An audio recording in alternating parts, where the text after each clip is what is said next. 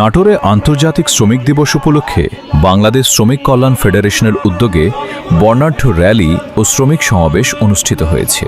একই সঙ্গে নলডাঙ্গা উপজেলাতেও দিবসটি উপলক্ষে পৃথক র্যালি ও সমাবেশ আয়োজন করা হয়।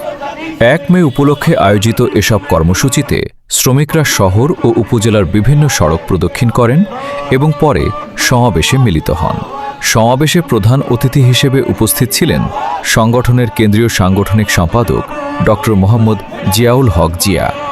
এছাড়াও নাটোর জেলা ও নলডাঙ্গা উপজেলা শাখার নেতৃবৃন্দ সহ বিভিন্ন পেশার শ্রমজীবী মানুষ ও সাধারণ জনগণ এতে অংশগ্রহণ করেন।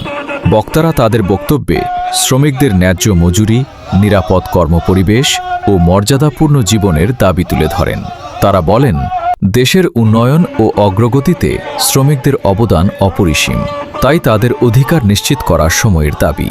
শ্রমিকদের ঘামেই গড়ে ওঠে আমাদের অর্থনীতি। তাদের ন্যায্য অধিকার, নিরাপত্তা ও সম্মান নিশ্চিত করা আমাদের সবার দায়িত্ব। শ্রমিকবান্ধব নীতি ও সচেতনতার মাধ্যমেই একটি ন্যায়ভিত্তিক সমাজ গড়ে তোলা সম্ভব। আইইউবি টাইমস ২৪ সবসময় সত্য ও বস্তুনিষ্ঠ সংবাদ পরিবেশনে প্রতিশ্রুতিবদ্ধ। শ্রমজীবী মানুষের অধিকার ও কল্যাণে আমাদের এই প্রচেষ্টা অব্যাহত থাকবে। ধন্যবাদ।